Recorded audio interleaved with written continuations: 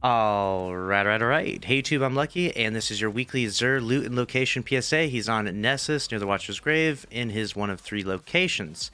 This week, he brings Crippling Depression because most of his loot is not very good, except for the Hawk Moon and the DMT are very nice. So we've got Hard Light, Exotic Auto Rifle, 600 RPM. This thing was stupid OP back in the day. It's been nerfed pretty significantly, and auto rifles are not the meta anymore. But not the worst exotic ever, but probably in the B tier at best slot, maybe C tier, because using your exotic on an auto rifle is not necessarily it, and this is pretty lackluster in the current sandbox. Gemini Jesters are a really good exotic and one that are very well utilized, especially next season when Stompies get nerfed. A lot of hunters will be using this exotic. This 2 recovery roll, though, it's probably not the best overall. It was way too much resilience, so unfortunately, just a pretty average roll. Better than the one in collections, though. Then we have the MK44 Standicides. Titans seem to love these, especially the newer Titans, the Blueberries, and the Kinderguardians, as we call them. This roll is pretty terrible, though, with really high mobility. Definitely not what you're looking for overall on a Titan, but does have high stats overall, but all the focus on mobility, not it. Nezarec Sin, exotic helmet for the Warlock, is actually very powerful. It's got a 69 stat roll, so that's cool.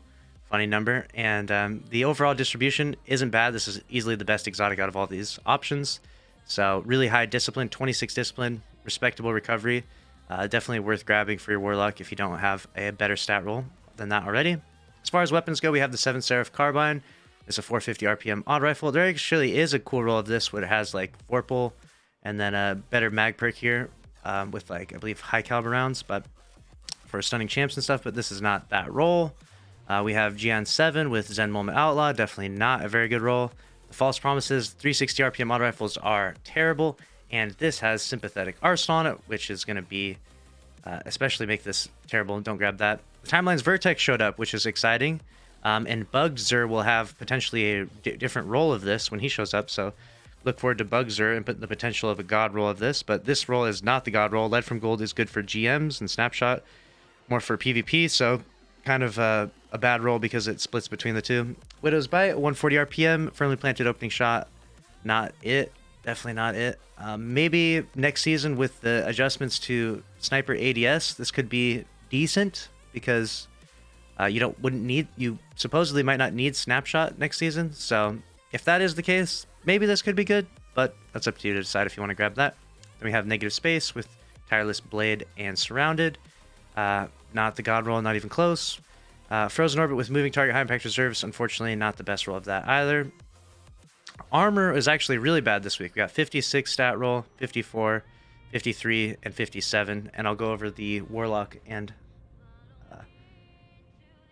Titan armor right here. We've got for the Warlock 60 stat roll, 55, 56, and 58 overall. So unfortunately not the best armor ever. The Gauntlet's maybe not the worst for the Warlock, but certainly not something too crazy. The Titan armor was really bad. We got 59 stat roll, a 60 stat roll, a little too much mobility on these though, a little too low recovery I'd say. And then we've got the helmet with really high resilience, no recovery.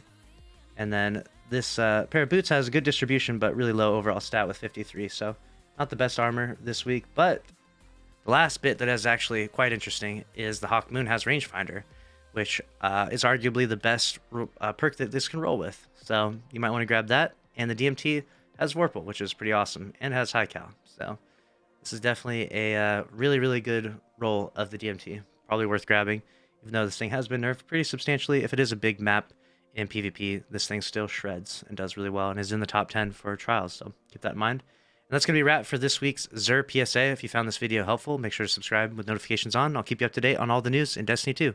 Smash the like button. I'll see you in the next one. Later.